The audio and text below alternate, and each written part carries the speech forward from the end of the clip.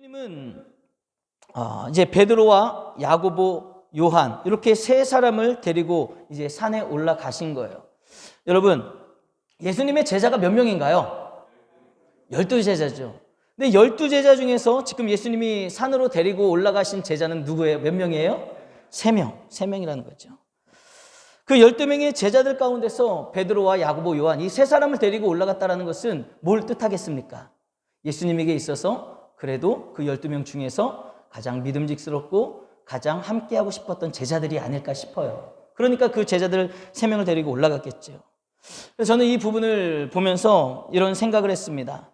제자라고 해서 다 똑같은 제자가 아니구나. 그런데 우리는 어떻게 생각합니까? 우리가 다 같이 한 교회에 다니고 있으면은 다 똑같은 사람이다, 똑같은 성도다, 똑같다라고 생각을 할 때가 있습니다. 그러나 여러분, 그렇지 않다는 걸 우리가 좀 깨달았으면 좋겠어요. 분명히 한 교회 안에 많은 성도들이 함께 신앙생활을 하지만 그 교회 안에는요, 분명 알곡 성도가 있고요, 분명 쭉정이 성도가 있다라는 거예요. 우리가 이제 가을이 되면은 논에 얼마나 황금 물결이 일어납니까? 그 벼들이 쫙 무르익어가지고 얼마나 예뻐요. 멀리서 보면은 다 똑같이 그냥 겸손하게 고개를 숙인 그 황금 물결 같이 보이지만 실제로 가까이 가서 하나하나 살펴보면 어떻습니까? 알이 꽉 찬 것도 있지만 쭉정이도 있다는 거예요. 마찬가지로 교회 안에도요, 여러분, 우리가 똑같은 성도들이 앉아있는 것 같지만 우리의 신앙, 우리의 믿음, 우리의 상태가 어떤 분들은 정말 알곡과 같은 신앙생활을 하는 하나님의 기쁨이 되어지는 사람이 있는 반면에 똑같은 자리에 앉아 예배를 드리고 말씀을 듣는다 할지라도 쭉정이와 같은 신자가 있다는 것을 잊으셔서는 안 돼요. 그래서 우리는 항상 되돌아봐야 됩니다. 내가 진짜 알곡과 같은 신앙생활을 하고 있는지, 하나님 보시기에 내가 정말 알곡 신자인지 아니면 쭉정이와 같은 신앙생활을 하고 있는지 우리는 살펴봐야 된다는 거예요. 이 수많은 이 지구상에 있는 수많은 그리스도인 성도들 가운데 보면은요, 분명히 하나님의 눈에 띄는 사람이 있다는 거예요. 그리고 목회를 하다 보면 목회자의 눈에도 띄는 성도들이 있습니다. 보면 신앙생활하는 성도들 보면은 정말 저분은 눈에 띄는 성도예요. 너무 좋다. 저렇게 같이 했으면 좋겠다.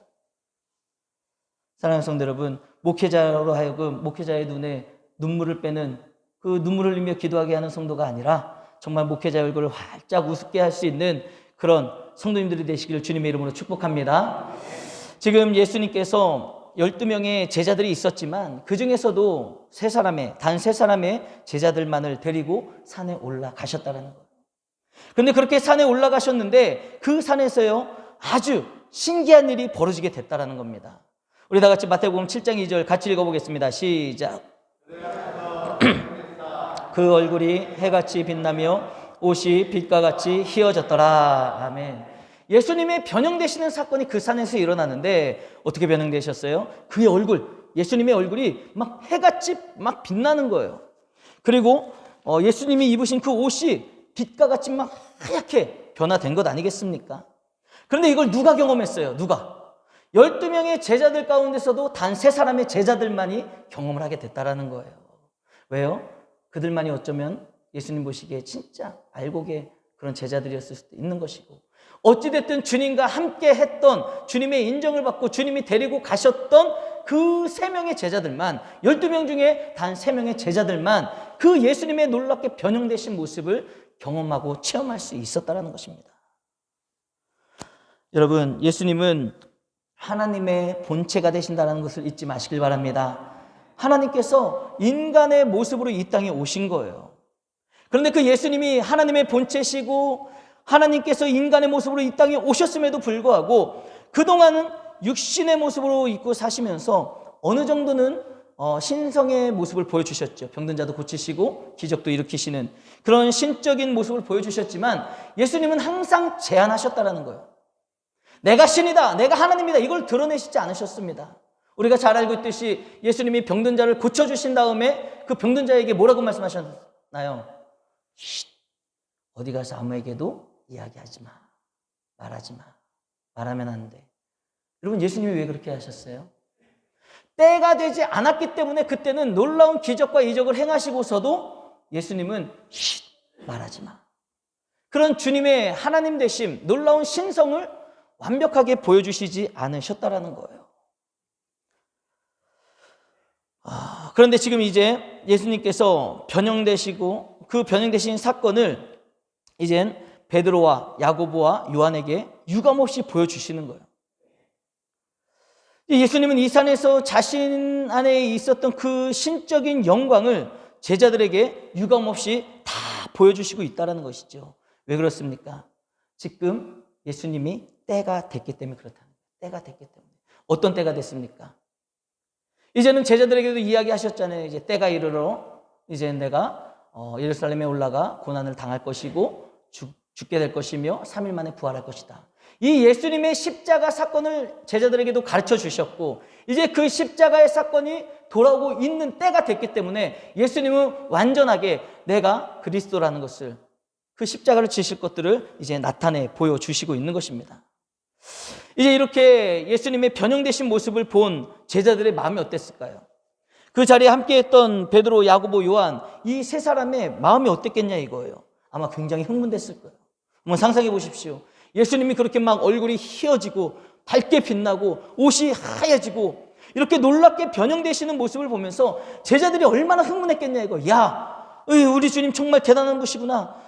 대단한 분이시구나. 와, 정말 놀라운 사건. 이것을 경험하며 아마 황홀경에 빠졌을 것이라는 거죠. 게다가 지금 변형되신 예수님께서 변형되신 것도 놀라운데 그 변형되신 예수님께서 지금 누구를 만나고 계시는지 아십니까? 마태복음 17장 3절 말씀 같이 읽겠습니다. 시작.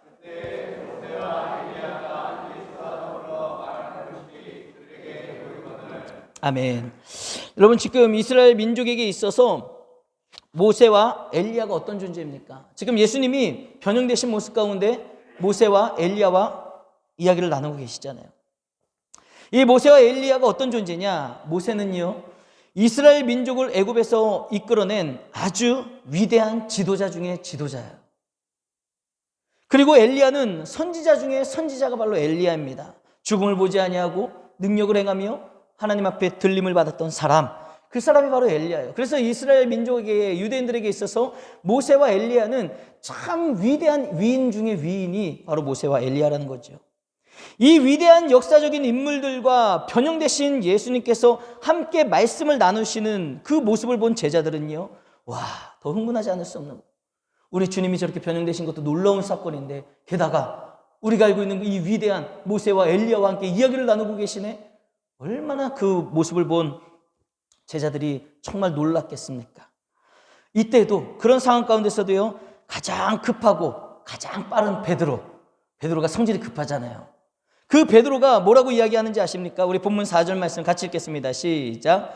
베드로가 예수께 여쭈어 이르시되 여기 있는 것이 좋사오니 만일 주께서 원하시면 내가 여기서 초막 셋을 짓되 하나는 주님을 위하여 하나는 모세를 위하여 하나는 엘리야를 위하여 하리이다. 아멘. 즉 지금 베드로가 이야기하는 게 뭐예요? 이대로가 너무 좋사오니 주님 우리 내려가지 말고 이 산에서 삽시다. 눌러 살자는 거예요. 지금 그 정도로 3년 동안 예수님을 따라다닌 거예요. 예수님을 따라다니며 동고동락했지요.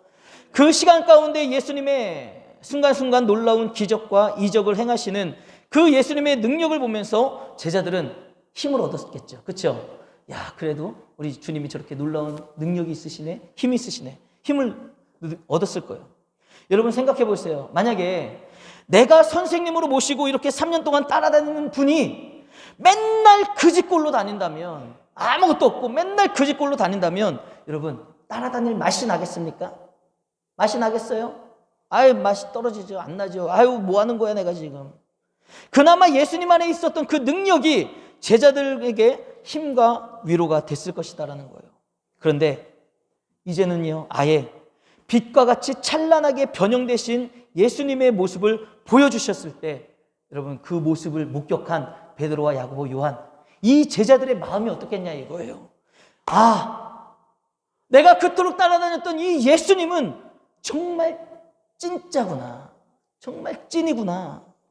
그 영광스러운 체험을 통해 그 모습을 봤던 세 명의 제자들은요 더 굳건한 믿음을 갖게 됐을 거랍니다. 더 굳건한 믿음. 그동안 내가 따라다닌 것이 헛된 시간을 보낸 게 아니구나. 그러므로 말미암아 그들은 참 예수님을 따라다니면서 정말 많은 고난도 힘들고 어려운 일도 있었겠죠. 그러나 그 변형되신 예수님의 모습을 보면서 그들은 더욱더 확고한 믿음이 생기면서 그 주님의 모습을 보면서 위로와 격려와 확신을 얻게 되었을 것이다라는 거예요. 그러므로 지금 예수님께서 십자가의 사건을 코앞에 두시고 이제 곧 있으면 십자가의 고난이 닥칠 것 아니겠습니까? 그 십자가의 사건을 코앞에 두시고 사랑하는 베드로와 제자들에게 그 변형되신 모습을 보여주신다는 것은 그동안 함께한 제자들을 이제 위로하시고 격려하시면서 더 굳건한 믿음을 주고 계신다는 사실을 여러분 잊지 마시길 바랍니다. 여러분, 이처럼 우리 주님은 어떤 분이십니까? 언제나 우리를 위로하시고 격려하시는 좋으신 하나님이심을 잊지 마시길 바랍니다. 이번 사순절 기간을 지내면서 여러분 그 예수님을 깊이 묵상하심으로 말미암아 나를 위로해 주시고 나를 격려해 주시고 나를 사랑해 주시는 그 주님을 만나는 은혜가 있기를 주님의 이름으로 축복합니다. 우리가 그 주님을 만나야 돼요. 이 사순절 기간에. 두 번째, 예수님께서 변형된 모습을 베드로와 제자들에게 보여주신 이유는 무엇일까? 우리 다 같이 한번 읽어보겠습니다. 시작. 그리스도의 고난을 준비시키기 위해서입니다. 예수님이 이제 십자가 사건을 코앞에 두고 변형된 모습을 이제 보여주심으로 말미암아 완벽한 신성의 모습을 보여주신 것은 이제 그리스도의 고난을 제자들로 하여금 준비시키기 위해서 보여주셨다는 거예요. 우리가 앞서 살펴본 것처럼 예수님은 이제 곧 십자가의 고난을 비로소 제자들에게 다 말씀해 보여주셨잖아요. 그리고 이렇게 변화산에서 영광스럽게 찬란한 빛으로 변형된 모습을 보여주셨다는 것은 내가 그리스도다. 그것을 명확하게 증거해 보여주시고 있다는 거예요. 내가 그리스도다. 내가 메시아다. 이와 같은 놀라운 체험을 한 베드로와 제자들은 확실한 믿음 위에 서게 되는 것이죠. 아, 이분이 정말 그리스도시구나. 이분이 내가 고백했던 정말 하나님의 아들이 맞으시구나. 이분이 정말 우리를 죄 가운데서 구원하실 주님이 맞으시구나. 이와 같은 확실한 믿음이 서게 되는 거예요. 그 예수님의 변형된 모습, 그 완벽한 신적인 모습을 보면서 그 믿음이 확실하게 심겨져서 이젠 그 주님의 고난에 그런 충격을 덜할 수 있게 되는 것이죠. 여러분, 스데반 집사님을 알고 계시죠? 스데반 집사님. 스데반 집사님은 어떤 분이십니까? 최초의 순교자잖아요. 그죠? 이 스데반 집사님은 돌에 맞으면서 순교를 하셨죠. 돌에 맞으면서 순교를 할 때 그분은 막 눈물을 흘리면서 와, 억울하다. 내가 이러려고 교회 집사가 됐나? 내가 이렇게 돌에 맞아 죽다니 아파 죽겠다. 아, 화난다. 이렇게 했잖아요. 그죠? 아니에요. 아니에요, 여러분. 스데반 집사님 그렇게 안 했습니다. 여러분 생각해보세요. 여러분 돌에 맞아보신 적 있으세요? 야, 우리 성도님들은 돌에도 안 맞아보고 사셨네. 저는 돌에 맞아봤거든요. 여기. 그래도 이렇게 하면 여기 조금 약간 들어간 데 보이죠? 이게 어렸을 때 돌에 맞아서 이렇게 상처가 생겼어요. 돌에 맞으면 너무너무 아픕니다. 진짜 그 짱돌에 맞아보십시오. 정말 아파요. 그리고 지금 스데반 집사님은 한두 대 맞는 게 아니잖아요. 막 이 사람 막 몰려든 사람이 야, 이 죽어라 이 새끼야 하면서 얼마나 돌을 세게 던졌겠어요. 죽을 정도로 던졌으니. 그러니 그 돌에 맞아 죽어가는 그 순간 인간적으로 본다면 얼마나 괴롭겠습니까? 얼마나 아프겠습니까? 나를 향해 돌을 던지는 그 사람을 보면서 얼마나 화딱지가 나겠냐 이거예요. 승질 날이죠. 그런데 스데반 집사님은 그 돌에 맞아 죽어가는 그 순간에 어떻게 합니까? 세상에 누릴 수 없는 평안함을 누리는 거예요. 죽어가면서도. 그러면서 이렇게 기도하잖아요. 주여, 이 죄를 저들에게 돌리지 마옵소서. 여러분, 이게 가능한 일일까요?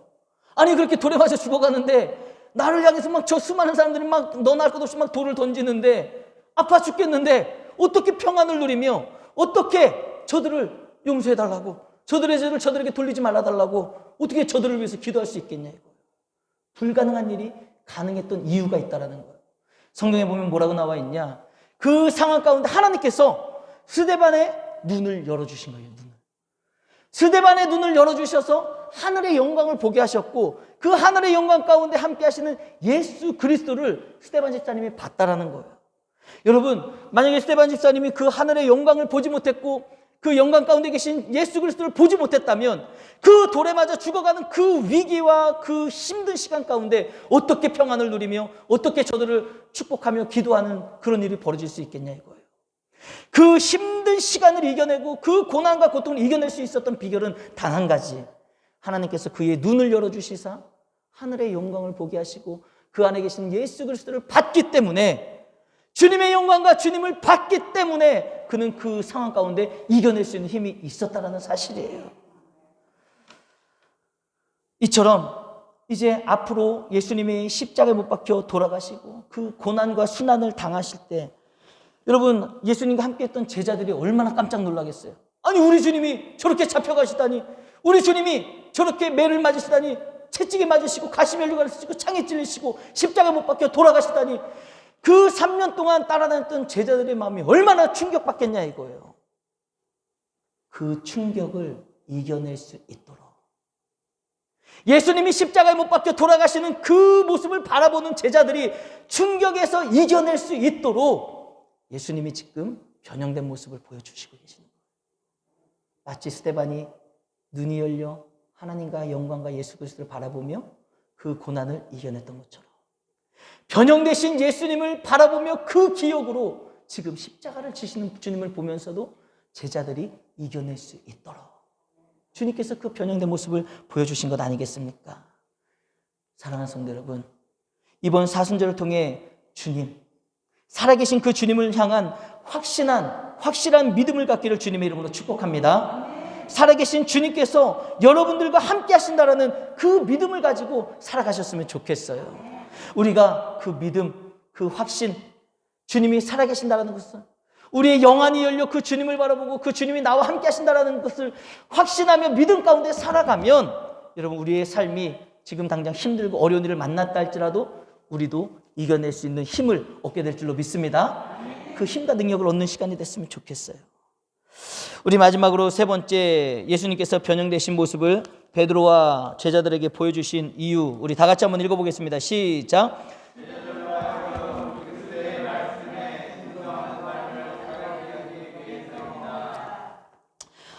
세 번째로 우리 예수님께서 변형되신 모습을 보여주신 이유는요, 제자들로 하여금 이제 그리스도의 말씀, 주님의 말씀을 이제 순종하는 삶을 살 수 있게 하기 위해서 그 변형된 모습을 보여주시고 그 자리에 제자들과 함께 하셨다라는 거예요. 방금 살펴본 마태복음 17장 4절의 말씀을 보면 변형되신 예수님과 모세와 엘리야가 말씀을 나누는 모습을 베드로와 제자들이 보잖아요. 그 모습을 보면서 베드로가 뭐라고 이야기했어요? 와, 너무 좋습니다. 주님, 제가 주님을 위해서, 그리고 모세를 위해서, 엘리야를 위해서 초막을 하나, 둘, 셋, 3개를 짓겠습니다. 이 이야기를 보면은 어떤 게 느껴지냐면은 예수님과 모세와 엘리야가 동급처럼 느껴지는 거예요. 와, 예수님, 내가 따랐던 예수님, 위대하신 분, 변형되신 분. 오, 위대한 모세. 오, 위대한 엘리야. 이 세 분을 향해 초막을 하나 똑같이 짓겠습니다 라고 이야기할 때 어찌 보면 예수님도 모세도 엘리야도 다 같이 그냥 위대해 보이고 다 같이 똑같이 보일 수 있다는 거예요. 그러나 여러분, 잊지 마십시오. 아무리 위대한 모세라 할지라도, 아무리 위대한 엘리야라 할지라도 그 중에 주인공은 누구예요? 예수 그리스도밖에 없다는 거예요. 주인공은 예수 그리스도가 되셔야 된다는 것입니다. 왜 그렇습니까? 아무리 위대한 지도자도, 아무리 위대한 선지자도 우리를 죄 가운데서 구원할 수는 없어요. 애굽에서는 모세가 이끌어냈을지 모르지만 우리를 죄와 사망에서 건져내시고 우리를 구원하실 분은 예수 그리스도밖에 없다는 것입니다. 그래서 예수님만이 주인공이 되시는 거예요. 그리고 베드로의 그 초막 셋을 짓겠다라는 그렇기 때문에 말이 끝나기도 전에, 끝나기가 무섭게 하나님께서 뭐라고 말씀하시는지 아십니까? 우리 다 같이 마태복음 17장 5절 다 같이 한번 읽어보겠습니다. 시작. 말할 때에 호련히 빛난 구름이 소리가 나서 이르시되 이는 내 사랑하는 아들이요 내 기뻐하는 자니 너희는 그의 말을 들으라 하시는지라. 아멘. 지금 베드로는 예수님과 모세와 엘리야 똑같이 초막셋을 짓겠다, 그 마음 가운데 그 베드로의 입장에서는 주님도 위대하고 모세도 위대하고 엘리야도 위대하고 똑같기 때문에 똑같이 초막셋을 짓겠다라는 마음이 있을 수 있다는 거예요. 그러나 여러분, 우리가 이게 뭐 나쁜 마음은 아니죠. 그러나 명확하게 알아야 될, 이 말씀을 통해서 우리가 명확하게 알아야 될 게 있다는 거예요. 그런 마음을 가지고 있는 베드로에게 하나님이 뭐라고 말씀하시냐? 베드로의 그 말, 초막셋을 짓겠습니다, 이 말이 끝날 때, 그렇게 말할 때 하나님께서 동시에 뭐라고 말씀하십니까? 이는 내 사랑하는 아들이요 내 기뻐하는 자니 너희는 그의 말을 들으라. 이게 무엇이냐? 즉 누구의 말을 들어라? 예수 그리스도의 말을 들으라는 거예요. 주님과 모세와 엘리야를 똑같이 생각할 것이 아니라 그 가운데 주인공이 되시는 주님을 잊지 말고 주님의 말씀만을 들어야 된다는 겁니다. 여러분, 우리가 이 땅을 살아가다 보면 우리가 삶의 기준이 날마다 바뀔 때가 있어요. 때로는 이 일에 대해서는 결정을 하고 추진하며 나아가는데 그 기준이 때로는 이 사람이 될 수도 있어요. 때로는 저 사람이 될 수도 있습니다.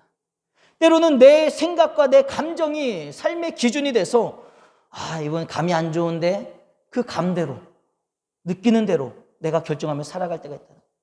어쩔 때는 나에게 주어진 환경과 상황을 극복하지 못하고 이겨내지 못하고 거부하지 못해서 그냥 그 환경과 상황 가운데 주저앉아 살아갈 때도 있다는 거예요. 그러나 여러분, 우리가 기억해야 될 것은 무엇입니까? 너희는 예수의 말을 들어라. 여러분, 이것을 결정할 때도 그렇고요. 사업이나 직장이나 미래나 배우자를 결정하는 것이나 어떠한 일을 결정할 때도 여러분, 우리가 중요하게 여겨야 될 것은 예수님의 말씀, 하나님의 말씀. 우리의 삶의 기준은요, 환경과 상관 관계없이 우리는 오직 주님의 말씀만이 우리의 삶의 기준이 되어야 될 줄로 믿습니다. 이게 중요한 거예요. 모세도 위대하고 엘리야도 위대하지만 모세와 엘리야의 말이 아니라 이는 내 사랑하는 아들이요 이의 말을 들어라. 여러분, 우리는 주님의 말씀을 들어야 되는 거예요.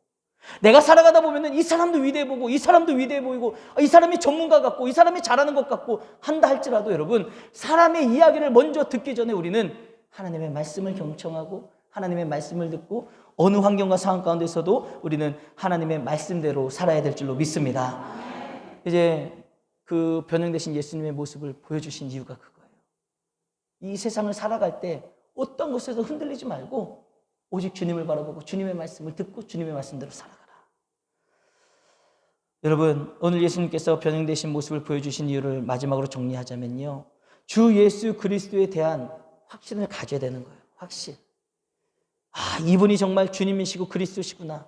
그 변형된 모습을 통해 베드로와 야고보와 요한이 확신을 가졌던 것처럼 주 예수 그리스도에 대한 확신을 가지고 그분의 말씀에 순종하는 삶을 살라는 것이 우리 하나님의 메시지가 되는 것이고요. 그렇게 살아가는 인생이 그 길이 바로 복된 길이요 승리하는 길인 줄로 믿습니다. 여러분, 이제 새로운 한 주간이 시작됐습니다. 이번 한 주간 사순절 4번째 주일을 마치며 살아가는 이 한 주간의 삶 가운데 정말 주님의 위로하심, 그리고 주님이 주시는 확신과 그 은혜를 가지고 살아가셨으면 좋겠고요. 정말 위로하시고 확신을 주시는 그 주님을 만남으로 말미암아 여러분, 이 세상 가운데 새 힘을 얻는 여러분들이 되시길 바랍니다. 그리고 주님께서 말씀하시는 것이 있다면 여러분, 그 말씀에 순종하는 믿음의 삶을 살아갈 수 있는 저 여러분들이 모두가 되시기를 주님의 이름으로 축복합니다. 기도하겠습니다.